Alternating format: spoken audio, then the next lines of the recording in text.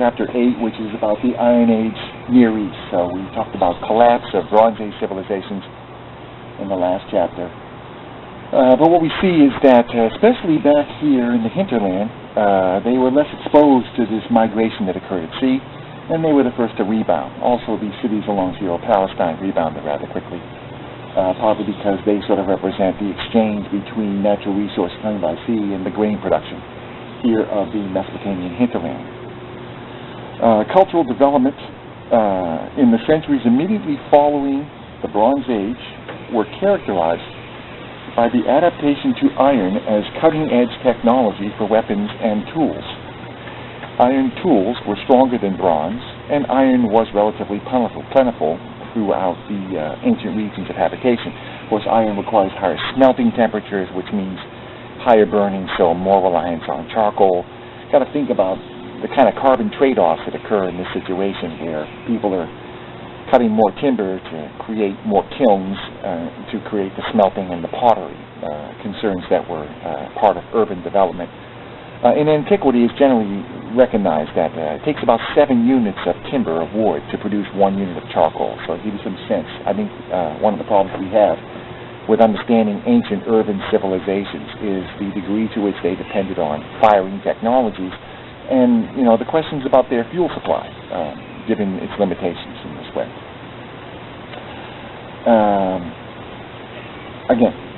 Move on. Leading societies of the ancient Iron Age were the Phoenicians, so this area right in here on the coast, which included places like Abydos, Byblos, Sidon, and Tyre. The Assyrians are this area up here in the northern Mesopotamian flatlands here along the Tigris, up here just below the mountains of Anatolia. The Neo-Babylonians, Babylonia sort of resurged. These peoples in the biblical text are also referred to as the Chaldeans, but it's basically a resurgence of central Mesopotamia. The Iranians are the Indo-European peoples that settled here, the Medes in the north, Persians to the south, Parthians, Hyrcanians, Bactrians, Sogdians, Aryans, Aracosians, and really the Hindus all the way to the Indus here, and Israel, the United Kingdom of Israel. The Phoenicians, approximately 1100 to 600 BC, are credited with the reconstruction of Mediterranean trade lines and with devising the first true alphabet of 22 letters, each combining a mnemonic device, in other words, a way to memorize with a designated phonetic sound. So you have a device such as Aleph, which was the word for ox, portrayed as kind of a stick figure ox, converted upside down, Aleph became alpha, the Greek letter A, and so on. As a result, a vastly higher percentage of Mediterranean populations became functionally literate in the classical era. In other words, just having a limited number of scripts of characters to use as opposed to the hundreds of cuneiform or hieroglyphics meant that it was possible for people below the elites to learn how to read and write. It's assumed that all free-born citizens of city-states throughout the Mediterranean were functionally literate, received some sort of education, went through the recursive process so that culture could be transmitted from generation to generation. The Phoenicians were a prosperous, highly material maritime society. The cult of their god Baal exerted a profound regional influence in direct competition with the Hebrew cult of Yahweh.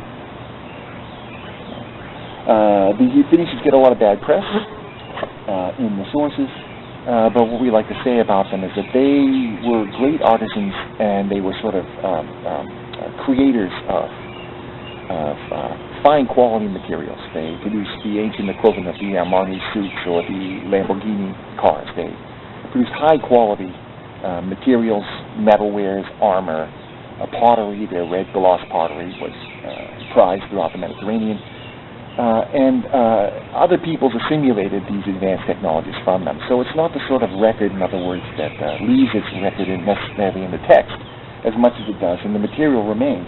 And Phoenician emperors is something that show up really extensively throughout the Mediterranean. We can almost track the Phoenician migrations in that regard. Now, the Assyrian Empire, approximately 1000 to 612 BC, with its high point approximately 850 to 612, had its roots in the Middle Bronze Age. The Assyrians seem to have been there all along, but submerged under these imperial powers during the Bronze Age. And they emerged as an imperialistic state around 900 BC. By 660 BC, its armies had conquered pretty much the entire ancient Near East, all of the Fertile Crescent, including coastal Syria. They took Egypt, and even the Medes and the Persians were subject to them. So they created subject principalities throughout this region. The Assyrians remained an ethnic minority in their own empire and employed strategies of state terrorism to keep subject states under control. I'll try to include at least a relief of the dromos, the entranceway to the great palace at Nineveh, was lined with these reliefs depicting the Assyrian armies destroying cities, sacking rebellious towns, fighting various peoples. And this is what ambassadors would have seen when they walked into the throne room, is this sort of intimidating message that the Assyrians were invincible on the battlefield. And it seemed to be partly a reflection of their own paranoia that they were surrounded by adversaries and knew they were treating them poorly, so they had to engage in these sort of propaganda acts of state terrorism to intimidate their subjects. As a result, they were really poorly liked. The empire was confronted with widespread rebellions. The Medes were told, and the Babylonians ganged up on them, and Nineveh was sacked in 612 BC. Following that came the Persian Empire, up to 640 to 331 BC.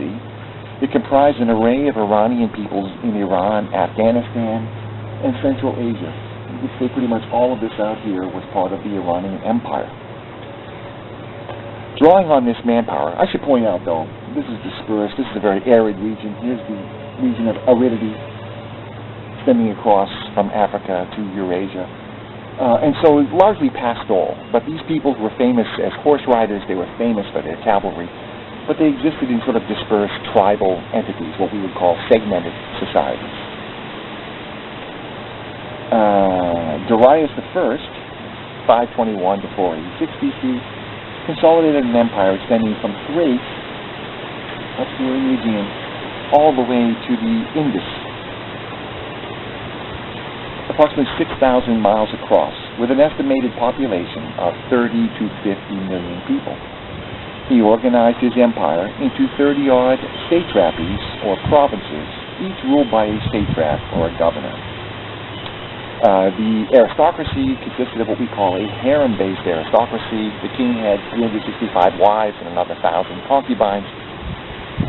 These wives tended to be princesses, maybe people surrendered by kings that he defeated, and, it's a subject situation, but for these defeated kings, there was the prospect that their daughter might ultimately produce the next emperor. So it was a way of melding these regional aristocracies into one broad, extended family clan. The hope was that these related peoples, related by blood, would cooperate with one another. But the reality was less so, but that was the logic. And so these satraps are all members of this harem aristocracy. Usually these things would be constructed by some charismatic leader like Cyrus I of Persia, who conquered this region, or Darius.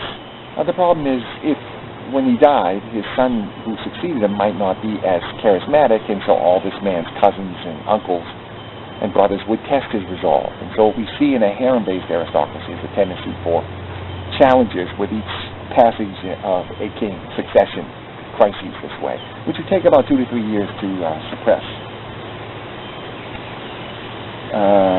He organized his empire, mentioned that. He improved communications by relying on networks of spies.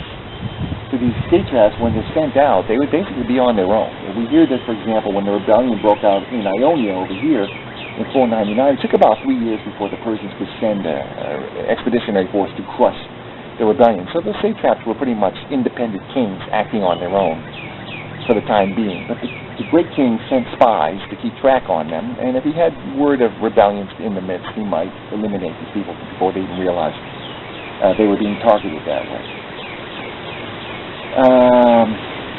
And he also constructed the Great Royal Road, which extended from Susa, which was the winter capital here in Mesopotamia, all the way to Sardis, the ancient Lydian capital, conquered by the Persians.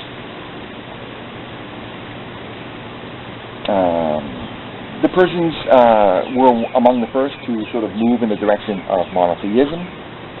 We had their great prophet Zoroaster, who lived somewhere between 630 and 550 BC. He founded a religion based on notions of cosmic dualism, that there was a good god, god of light, Ahura Mazda, and an evil god, the god of darkness, Ahriman, and they were caught in a kind of dynamic conflict for control of the universe, and that humans had a role in this, the role of free will. You had to choose which side you were going to support. Those who supported the side of the good God could expect afterlife, a prosperous afterlife as a result. And so it's, there's a sense of morality and a sense of right and wrong and order, and that's, verging toward monotheism.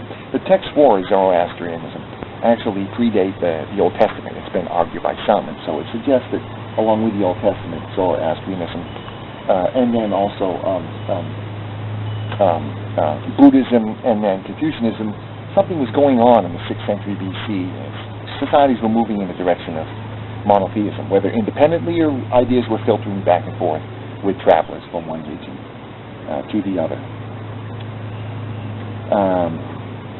What we see here, if we look at this, we have the Phoenicians and then the Israelites, and then come the Assyrians, and then come the Persians, and the Persian Empire becomes this massive thing we see here. Again, sort of reconstruction of imperial systems, again and again. And there's a pattern to it if we try to distill this down. And the pattern tends to be there's like 4 fundamental components to any ancient Near Eastern empire. There has to be an imperial army. The armies tend to be immense. They call on subject states to provide their contingents. This army never got so. They would line up on the battlefield. We hear with fighting Alexander, typically 200,000 men versus Alexander's army of about 40,000-50,000. They always outnumbered their adversaries 3 or 4 to 1. But this Persian army, for example, never got a chance to train together, so there's no force cohesion. We hear that the contingents of the subject peoples were being whipped into position by Persian emperor officers. Not a happy bunch. And at the first indication of trouble, they might cut and run. And so it's a double-edged sword, as God said. It's a big force. It counted on overwhelming superiority. But if met with resistance, it could disintegrate very quickly. The harem-based aristocracy, I've already described. Another component to all of these, including ancient Israel. King Solomon had some 600 wives and 200 concubines. And we've already mentioned the problem there is the tendency with generational transition that these things would break down as well. Every empire had to devise a calculated religious policy. You can do a lot to subject peoples, but you can't really trample on their religious sensitivities. For that, they go to the barricades. And so the Persians, for example, learned to adapt to the idea of when in Rome, do as the Romans. When the Persian emperor went to Egypt, he became the pharaoh, the descendant of Osiris. And many of these empires actually tried to reconstruct their cosmologies to show how the native gods and their gods were related in some distant family chain. But last, all these empires required the extraction of tribute, taxes and the payment of tribute to the hierarchy. Generally, these taxes were demanded at a rate of 1/10 of the yield of the subject peoples. When you look at agricultural production, we'd like to say that only about 1/6 is what you reap as your harvest, so 1/10 is a rather significant portion. As a result, it extracts money, resources from the productivity, and tends to create economic stagnation. You're always taking that little bit that the people make and never getting ahead, and it becomes kind of a futile effort to engage in a lot of energy you're never going to get wealthy, in other words. And it also leads extensively to rebellions. Rebellions are a constant phenomenon in all these empires, and their resort to state terrorism, state practices of terrorism is how they suppress these rebellions. They might crush the city. They might depopulate it and relocate populations in distant areas where the natives don't speak the language or what have you. So these are all features that have to be considered. They're all sort of, again, the army, the harem aristocracy, the calculated religious policy, and the demand of tribute. Each component exhibited offsetting advantages and disadvantages as building blocks to ancient state formation. Another thing to think about is that rituals of submission to all-powerful rulers, what the Greeks called proskinesis, which literally means to bow and scrape like a dog, became symptomatic of the stratified hierarchy used to construct ancient Near Eastern empires, and with the inevitable result of imperial consolidation and reordering. In the Iron Age, this paradigm was challenged by the awakening consciousness of increasingly educated societies.